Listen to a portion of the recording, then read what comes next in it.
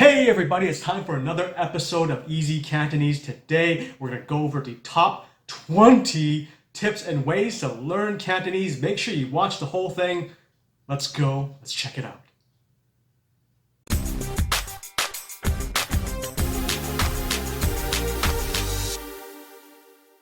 Before I go over the list, make sure you guys give this video a like. Alright, so the first tip, and probably the most important tip of them all, is to practice Cantonese. As they say, if you don't use it, you will lose it. So practice talking in Cantonese, reading in Cantonese, writing in Cantonese, listening in Cantonese, and of course, understanding in Cantonese. You gotta practice. That's the most important tip I can give you. So if you're a beginner in Cantonese, it's good to listen to some music, listen to some Cantopop. That will really help you in the listening portion of Cantonese and perhaps speaking also. And if you're a bit more comfortable, you can also start singing karaoke, okay? Singing karaoke, you can recognize the characters and listen to the song and perhaps speak on these characters. That would help a lot.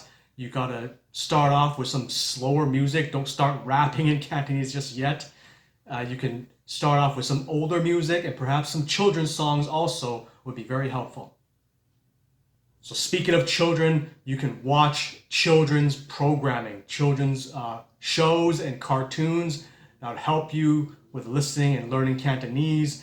They tend to speak slower and the words are more simple, so that would help you learn Cantonese as if you were a child. So watch some Cantonese cartoons, children's programming, check them out. So if you're a beginner, you can also try to get a private tutor. So there's a lot of tutors around.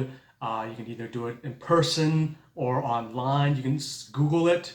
Another tip is you download some Cantonese learning apps. Drops is not bad for learning Cantonese and other languages.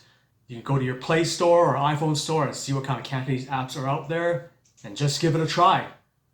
No matter learning any languages, flashcards are very useful, so make sure you try those. I might actually have some video flashcards coming soon. Believe it or not, I used to go to Chinese school on the weekends, on Saturdays, so going to Chinese school, Cantonese school would be very helpful. I know these are not always available in your area, so if you live in an area like Vancouver or Toronto or Hong Kong, there tend to be Chinese school, Cantonese school around on the weekends, so check it out. And if there is no school in your area, of course, you can go online, check out YouTube, check out Easy Cantonese, of course. There's also other channels around, plenty of channels for you to choose from.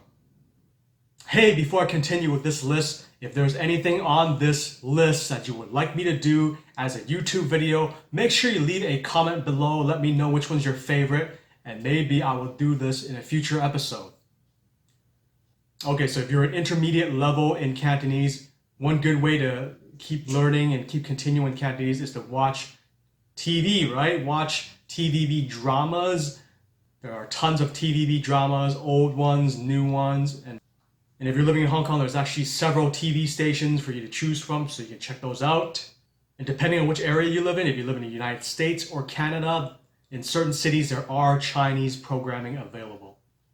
But if there's no Chinese television around, you can always go rent a movie, Cantonese movies, Hong Kong movies, digitally on demand. Just go search online. Sometimes it's on YouTube and other streaming services. I recommend watching older Hong Kong movies. No offense, but they're generally just a lot better. And I find that a lot of Hong Kong movies these days, they mix in a lot of Mandarin or English and other different type of languages. So if you want full-length Cantonese movies, make sure you check out the older ones. The next tip is talking to people in Cantonese. So if you are from Hong Kong or your parents are from Hong Kong and they speak Cantonese, make sure you talk to your parents, go call them, see how they're doing. And if your parents aren't from Hong Kong, your family's not from Hong Kong, you can make friends that are from Hong Kong. So those are the people you can talk to. Some people even go as far as to get a boyfriend or girlfriend that is from Hong Kong. I'm not suggesting that, of course, but that's not a bad idea though. And if you don't have any friends that are from Hong Kong, make sure you go check online, go to meetups. There are language exchanges, coffee meetups. Make sure you go to Meetup and see if you can find these type of groups. So reading specifically things that are from Hong Kong and Cantonese is important. Depending on the type of level that you're in, you can start off with children's books. Those tend to be a lot easier and more simple and easier to learn. Some people go as far as reading newspapers, which would be very difficult. So depending on type of level, reading is definitely for you to help you with your Cantonese. All right, the last few tips are for advanced Cantonese learners, advanced Cantonese speakers. Some people actually go to Hong Kong and challenge themselves, force themselves to learn and continue to speak Cantonese. So going to Hong Kong could be an option. And if you have the time, an even bigger challenge, living in Hong Kong for an extended period of time is a similar tip to the previous one. Force yourself to speak Cantonese for a few months or a year. That would definitely help with your Cantonese. An advanced way to learn writing Cantonese is to actually download some writing apps on your phone. Some can be spelled out by Yuping romanization tones, but some actually uses the handwriting strokes to write Chinese. So if you're advanced level when it comes to Chinese and Cantonese, you can actually write the strokes and chat with your friends online that way. Make sure you search it online on your phone and see what type of Cantonese apps there are.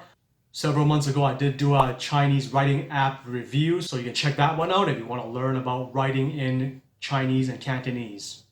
So when it comes to improving your listening, when it comes to Cantonese, definitely listen to the radio. My parents actually still listen to the Chinese radio, Cantonese radio. Unfortunately, once again, it depends on which area you live in. There might not be any Chinese radio around, but I know if you live in a city where there is a lot of Hong Kong people, Cantonese speaking people, there are Chinese radio around. Just look for it, search it. And if there isn't any radio in the area where you live in, there's a lot of Cantonese podcasts out there. You just gotta search for it.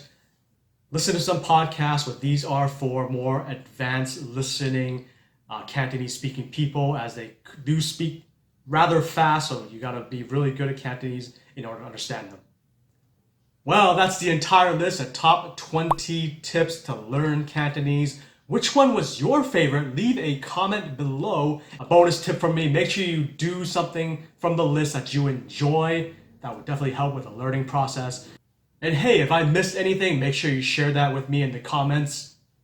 Make sure you continue watching Easy Cantonese. Thanks for watching, and I'll see you next time.